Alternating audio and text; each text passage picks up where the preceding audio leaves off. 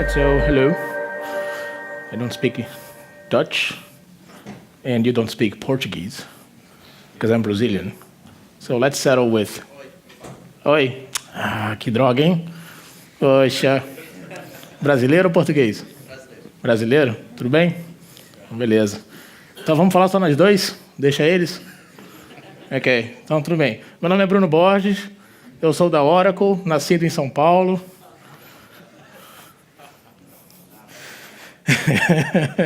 Okay, so let's settle in English. All right. So yeah, my name is Bruno Borges. I'm from Brazil. Used to live in São Paulo before I moved to the US. Was working for Oracle in Brazil for 3 years, and then last year I moved to the US to help this company engage with developers. It's a new world, it's cloud, and people at Oracle are getting older, so they need someone a little bit younger, less than 35 years old. Don't blame me, blame my mom. And this talk is about how we see developers building applications these days and how they deploy these applications and how they mash up stuff. Because you guys you're gonna be mashing up things frequently now. Who's interested in APIs and microservices? All right, so there you go, pretty much everyone, right? So you will be mashing up APIs. Microservices is all about that. You're gonna publish several APIs, different places, different containers, and then at some place, you're gonna have to put them together in front of the user. It can be a mobile app, it can be a web app, it can be another microservice that will expose a more consolidated information to someone else. So mashup is a new word. It's an old term being applied to development, software development. So I'll be showing some of Oracle technologies here. So that is my lawyer at Oracle telling me, please put this in front in case you say something that is not ready yet. So you guys know, don't buy the software just by promise. And let's move forward, and there you go. Okay, so the agenda of this session is cloud applications, changing the application development fundamentals, how to easily build cloud-native applications, and I have an innovation story from a customer we worked with, a customer and a partner, and then we built a demo based on that story, and I want to show you that. Okay, so what do today's companies are doing? They are all innovating by software, right? Who saw this week the announcement of the new Uber app? There's a new Uber app now. Nobody? Who uses Uber? Okay, who knows what Uber is? Okay, good. At least we are on the same page on that. Okay, so today when you open Uber, the first thing that it asks is where you are, right? And then the destination, and based on that, it may or may not show you a fair price. The new Uber app, it might affect the entire business model of Uber. And it's interesting how a software, a change on the mobile app can affect the business model. Now, the new app, if you go to thenextweb.com, they have a story about that. The new app will ask you where you want to go instead of where you are. And why is that? Because why doesn't the app knows where am I? Why does it ask for me where am I today in the current version? Just get my location. First ask me where I want to go, because I'm asking for an Uber, it's because I want to go somewhere, right? So the new app will ask you first the destination. And the interesting thing is it will offer you shortcuts or smart destinations. Let's say you want to go to a meeting. So the Uber app will connect to Google Calendar and find your next meeting. And then it will realize, oh, your next meeting is not where you are. It's like 5 kilometers from where you are, or 50 kilometers where you are. So it will give you a shortcut. So here's your destination, and just click on that, and then Uber comes to you. But it's more, the revolution is actually, well, not the revolution, I would say, but more like an expanded feature based on that, is that it will ask you, we noticed your friends are around. Because sometimes you want to meet a friend, right? Sometimes you want to go to your friend's house. You don't know the address. You just have like, oh yeah, I want to meet Mike or Robert, wherever. And I don't even know where this person is, but I know I schedule a meeting to meet with him somewhere. So Uber will show me the location that is shared by that person. And all of that affects the business model, because Uber can now offer you, based on where you want to go, if you want to do an Uber pool, if you want to do an Uber X, Uber Black, but first asks you where you want to go. And then based on that, it might give you the best options. It might say Uber pool is faster and cheaper, so why don't you go with that? So the change, the way these companies are using software to run a business model, to change a business model, to revolutionize a business model is extremely important.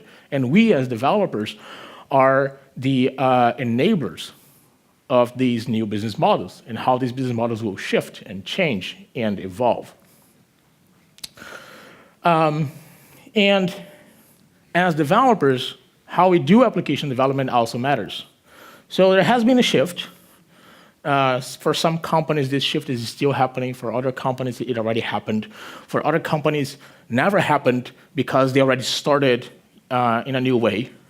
But for most companies, there is a shift that they have to go through from systems of record where they have to keep the lights on to an innovation by software where they find the next business model through software. A change from IT-centric to business-centric, from bottom-line savings to top-line growth, and so forth. Who still uses waterfall project management? Anybody brave enough? Some projects at Oracle we still do. Oracle is a big company. We have lots of products. We have lots of development teams. Some product teams, they use waterfall model. Some product teams, they can afford or they can do agile software development. It all depends. Oracle is a big company with lots of startups inside. So we understand that change. And we want to help other companies succeed on that change. And there are new demands for software development. There are polyglot microservices. I mean, I'm sure 99.9% of you do Java development. Who's doing server-side development in a different language? Nobody? Oh, you? What language is? Go? Golang? Cool. You? OutSystems. Okay. Never heard about it, but fine. You? PHP. Oh my God. I'm proud. Who else raised the hand over there? Wants to share a different language? Someone here? Nope? Okay. PHP, huh. Microservice development? Yeah. Wow. That's cool. That's cool because we do have, so Oracle, in one of Oracle Cloud Services, we do have support for PHP. So that's cool. It's the third language that we support natively in the cloud. So microservices are giving a choice for developers. Now, a development team doesn't have to be 100% on a specific language. It can expand to other languages because all you care about are the REST APIs. You don't care about how that was implemented. You just care about the REST APIs. And now you can have polyglot developers. You can have developers using the right tool for the job or the language that they are good at. Why force someone to learn Java to be part of your team when they can use PHP because they're awesome on PHP developers? They let them use PHP to write microservices. Let them expose the REST APIs. You know, that's all you care about. Containerized applications, the moment you write your microservice, the moment you use whatever language, you build a microservice, now you have to deploy it. What better way to deploy that microservice using containerized applications? Just put on a Docker, throw that bomb to the ops team, right? Let them burn. What are the other demand? DevOps, cloud-ready tools. When you have a microservice code, you compile, you build a jar or a zip file with your Node.js application, you build a container image. You want to just create the Docker image binary. Let somebody download that image, pull that image, Docker run, boom. So DevOps is extremely important. The other trend, elastic scaling. It can be automatic based on some constraints you can establish. It has to be capable of many metrics, user requests, page views, geographic demands, and stuff like that. A cloud service must allow that. It is extremely important if you are considering cloud development and deployment that you have outscaling. Smart performance monitoring. The more you move to containerized applications, cloud applications, you have to have data monitoring your applications in a way that you don't have to manually look into it. Let some software do that for you. You just look at the compilation of that data. It's like 45% of your containers are going down. Then you realize, oh, I have to check that out because 45%, that's a big number. So let's look at the logs. And finally, rapid mobile development and analytics. Why do I say rapid mobile development and analytics? What is the first device that you turn on when you wake up? Not the lamp, not the coffee machine. Unless you have a coffee machine in your nightstand next to your bed. Okay, you need some therapy. The first thing that I turn on is my mobile device. It is actually already on, right? Full of notifications. So what I do, I check my emails, I check my Twitter, I check my Facebook, see what my mom in Brazil is up to. Probably sharing kitty cats pictures. So the world is shifting to mobile devices a lot. And we as developers, we have to be able to catch up, to be fast on how we deliver software on mobile devices and how we analyze data that is coming from mobile devices. So when you think about UI development for your applications, almost all projects these days will be mobile first for the consumer, for the end user. Or it has to be first developed on mobile as a priority perhaps, and then perhaps on desktop. And how you do that application development? You really want to do 4 things. You want to develop, you want to build, you want to package, and you want to deploy. You want to use whatever language and platform you want, whatever you're good at. I'm sorry I missed the PHP logo here. It couldn't find. And you want to just make your application available. You want to have monitoring, nice dashboards where you can see all that information because you are scaling a lot, because you're expecting growth, because you're expecting lots of users. You want to scale from 10 containers to hundreds of containers to thousands of containers. You want to have your microservices running everywhere, in every cloud, in every data center in the world, so you can support geographically different located consumers. And you cannot manually check each microservice, each container. That is why you need a platform for that. So when you think about microservices and containers, you think about running everything as a container, not just your application, how you do messaging between your microservices, how you're going to process that data, how you're going to find information on the data that lots of microservices are putting together. You might use Redis, you might use key value database, you might use SQL database. It doesn't matter. But you want to have a scalable system that deploys on top of this type of platform. And then there's the DevOps pipeline. As I said, you want to have automation from end to end. You want to have a way that you can push code. The code is compiled automatically. The jar file is published, the Docker image is updated, some platform, Cloud Foundry or a PaaS service, whatever, gets the image, shuts down the old container, creates a new container from the new version, a load balancer starts shifting all the requests to the new microservice version, and you have to have that, everything automated. You don't want to care about that side. You as developer, you really want to care about this side over here, where you develop stuff. And everything else, maybe you configure it at once, and then you just let it happen. And then you focus on here. And then there's the monitoring and the management. So what is the road for cloud-native application development? The first step is actually the opposite, how you set up your DevOps environment. So you have to think about how you're going to automate your environment, how you're going to do continuous delivery, how you're going to do automated testing. And perhaps the most important thing, the culture change. So some of you are doing waterfall, most of you are doing agile. That change was already hard, right? Changing from waterfall to agile, that's a big step. So how are you going to change the way you actually code and deliver software as well, not just how you manage the project? So culture change from DevOps, for DevOps is really hard. As you succeed on a DevOps shift, you can move now to think about, okay, how I'm going to consume software. Do I really need to buy hardware? Do I really need to buy software license? I'm just going to rent it. I'm just going to go with a cloud. I'm going to go to Amazon, get a VM. I'm going to go to Microsoft or Google Compute Engine, or who knows, maybe, just in case, Oracle Cloud. And then you get your services. You pay monthly. You pay by hour if you want.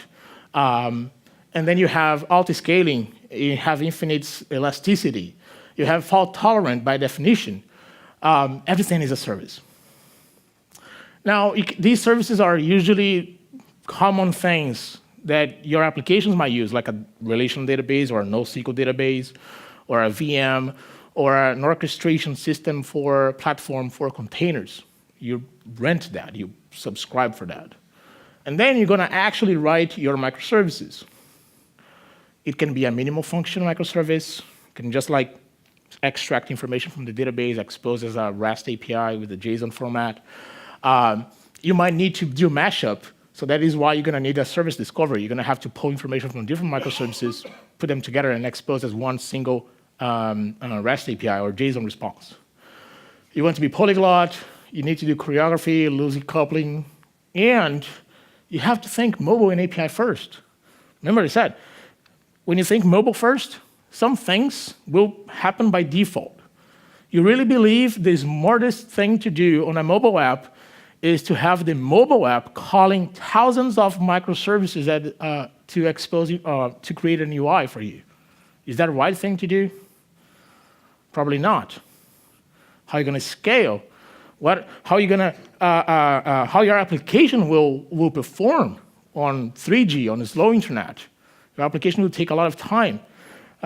So you do mashups. So when you think mobile and API first, you think about an API catalog that has all the minor details, but then you have the mashups, all the more complex APIs that combine that information to your application. And finally, perhaps I would say more of a consequence of the 3 steps is the distributed computing. Then you have everything distributed in the cloud, on different data centers, on different regions and domains. You have replication happening by default. You don't care. You just pay for the cloud provider. Just replicate my services, my microservices somewhere else, because I need redundancy. The thing is, why do we have so many big companies coming with cloud solutions? Because doing all of that by yourself is hard. It's not easy. So that's why we have Amazon coming up. Amazon started huge with infrastructure as a service. Now they're building some PaaS services. Amazon came big with infrastructure as a service as well, and then now they're expanding on platform as a service and SaaS, Office 365. The recent services they announced was Microsoft Teams and also Microsoft Dynamics for sales and stuff, more like a SaaS offering. In Oracle, same thing. Oracle it has PaaS services for a while. It has SaaS services for many years. And now it's coming heavy on infrastructure as a service. We did a little bit of the opposite, how the other vendors did.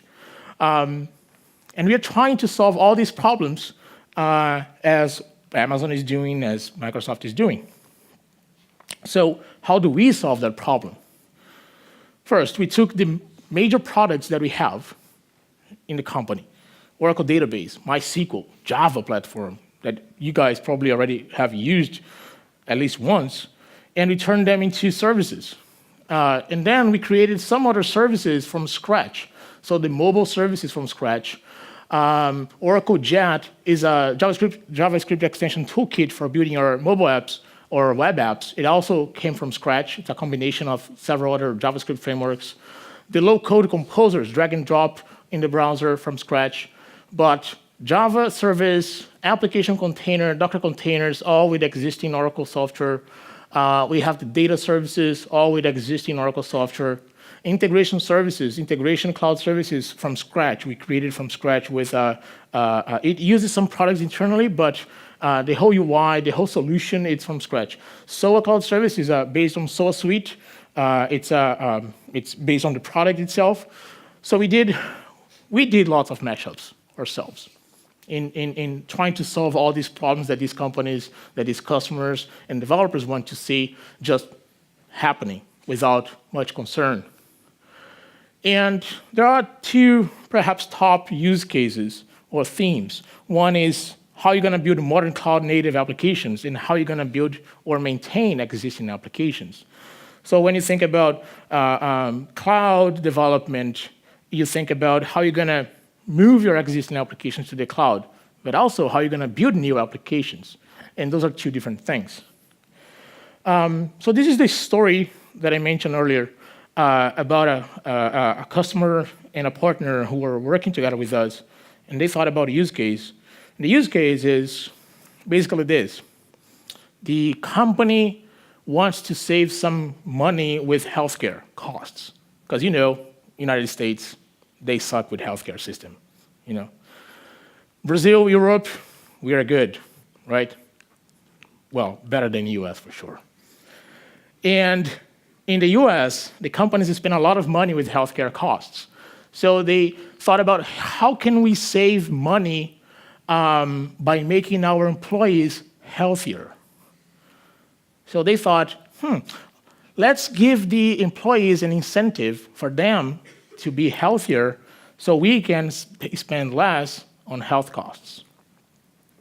So it's basically this. So employees, there is some system collects data from different devices that employees might be using, like a Fitbit device, something that checks how he's running or she's running, Jane, in our example. We have the campaign manager that helps revise that device data, create more campaigns to push harder on the employees so they can be they can exercise more. Then we go to the data scientist. Hey, find the patterns. Are our employees actually exercising? And then the health plan manager, the one that will turn all that data into cost savings for the company. And then the financial analyst that will say, okay, we can cut on this, this, and this. So basically, we want to reduce the healthcare costs, increase the employee satisfaction, and increase employee productivity, because a healthier employee is a more productive employee. Is that right? I guess. If you drink coffee early in the morning, maybe, right? Right next to your bed. So this is a story of Jane. Jane has a mobile app, and there is a system. The mobile app will show her the results of her exercises and perks or points that she's making, and how that will turn into maybe more vacation hours or more bonuses. I don't know. But at the same time, the company will save money with healthcare, which is way more expensive than that. So this is a piece of the puzzle. So we have Jane running on a treadmill, super cool, awesome, modern 21st century treadmill that will push the data to the cloud. We don't care how. It just does. So we have an IoT platform, and we have a database that collects all that data. So in this side here, this is what the company cares. Company doesn't care about that part that I'm going to cover later. Company cares about this. How much is she running? How long is she running? How is her heartbeat? What is her age and weight and etc. And then collect the data and process all the health savings that the company can do with some business intelligence and company analytics, financial analytics. Okay, But we as developers, we need to give an incentive to Jane so she can run more. So we're going to focus on this part over here. We want to get that data that the treadmill is sending to the cloud and expose that to Jane. We want to expose that. So we have Mike, a microservice developer, who is not that young, and a microservice that he will build, getting data from the database. And then Suhas, who's also not that young, will build a very modern mobile app. And then Jane will access that information. So let me show you how does this play. So this is Oracle Cloud dashboard. It's basically it will show you the services that you have access to, that you are granted permission based on, your plan, I would say, something like that. And this user that I'm accessing has access to some services, like storage, Java, which is Java. Actually, the Java service is Java EE service because it runs WebLogic. Then it has database, Oracle database as a PaaS service, and then developer cloud service, which is like a development DevOps tool. And the cool thing is application container. So application container is where you run your containerized applications. So you'll have a Java Drop Wizard or Spring Boot or Tomcat or Wildfly Swarm with Java EE. It's basically like here's my jar file, just run it. So there is an application already running. So this is the application. It is a microservice. It runs on top of Tomcat, but it is a microservice. It's just a REST API. We didn't change anything. So if you go to the top URL, you're going to find the Tomcat hello screen. But the REST API is running using, let me get the URL of that REST API. Here it is.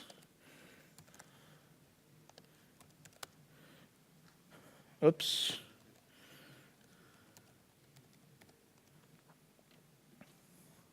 So it returns a JSON file with information that's coming right from the database.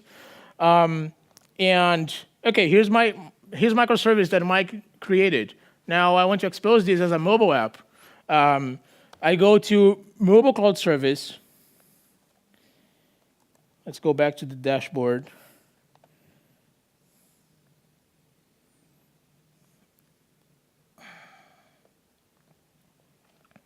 Should I turn off my torrent downloads?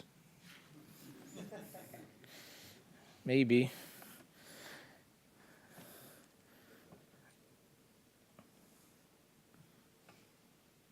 Okay, so I go to my mobile environment. And let's open again the visor.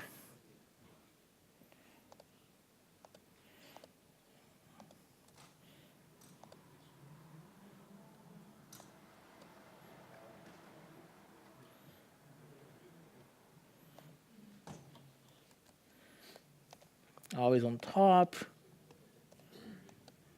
And let's go to applications. So mobile cloud service is where I'm going to do all my mashups. I can deploy microservices on application container. We use Docker. So you just have your application in a manifest JSON file and what is the run command. And then boom, it's deployed. Now I'm going to go to mobile cloud service and create a mobile backend. I create an API. It can be a mashup API. And then I go to the mobile accelerator. So that is where I'm going to create my actual UI. So since I don't have any more time, I will have to just use an existing definition here. So I could do more changes here. I could take these. Yeah, I got it. Okay, I got it. Yes. And then I can create components. All these components are plugged into that REST API. There are other REST APIs that I'm also consuming. But basically, this is it. I can go here to data and show you where this is coming from. So I go to data, and here's a business object, treadmill sessions, it's coming from the treadmill API.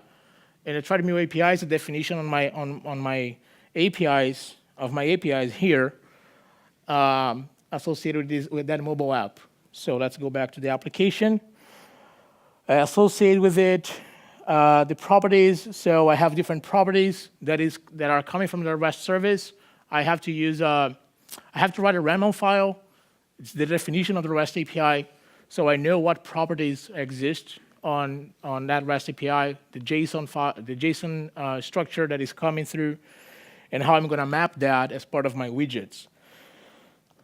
Okay, so I have my application defined. I can test it on the in the browser. It loads up the iPhone theme. I can change over there to Android. I'm sorry, don't have Windows Phone here. You know, market share. So, so this is the mobile app.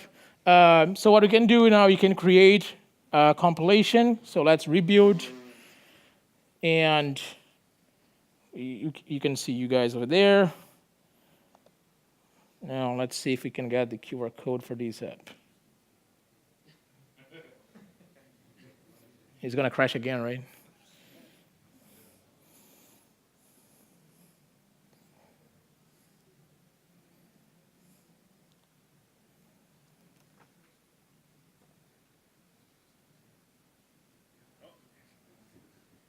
It's actually already downloading, so.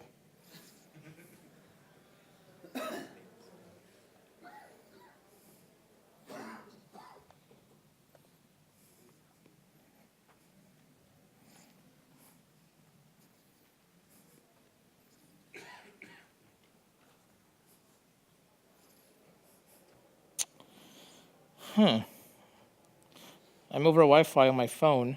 I hope it works.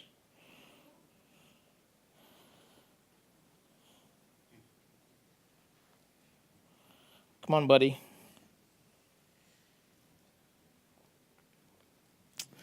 So the thing with this approach, of course, it's not a native app.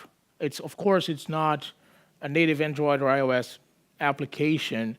But think as a developer, you want to expose information, and you want to expose information the fastest way as possible. And if you have access to tools and services that provide you that velocity, why not take advantage of it? And for some applications, the capabilities of whatever service exists out there might be sufficient. So can you do a Foursquare with a solution like that? The new Foursquare application? Of course not. You want to take the advantage of the platform. For business cases, for business applications, like the use case that I showed, it's fine. You just want to show the information, plot that information to the user. So it's pretty okay. And perhaps I should. Yeah, I know. It was invalid.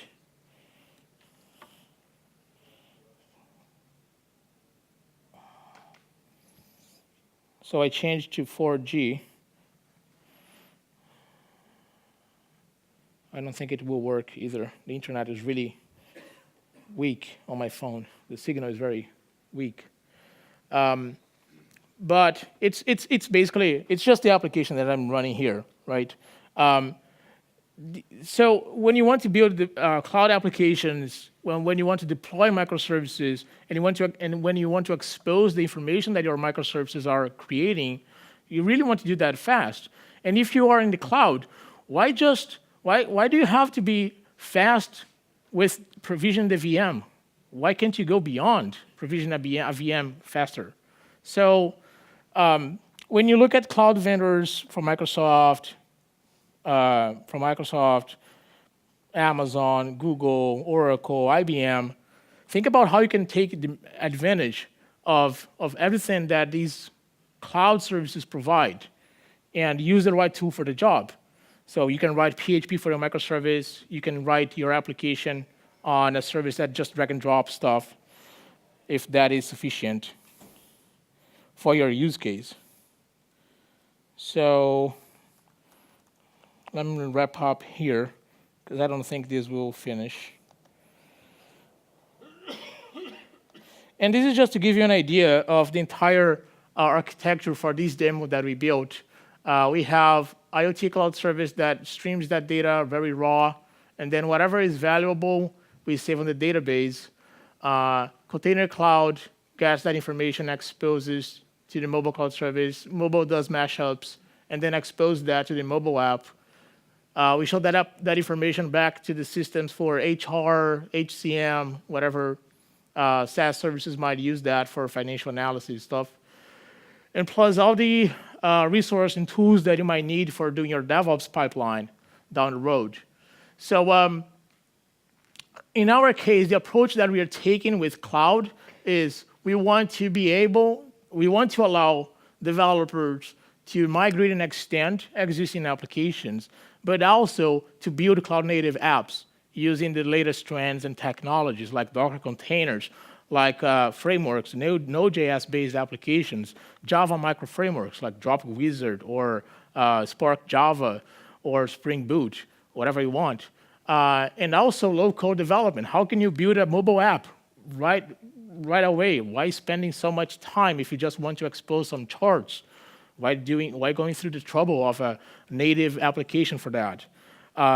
So we believe there are many use cases for this, and we've been proving that when we talk to our customers and our partners that all this is possible. So if you want to take a look at what we're building here, you can go to this website and get a trial account, and I hope that you have a better connection than I do, and maybe you like it. So thank you very much for your time.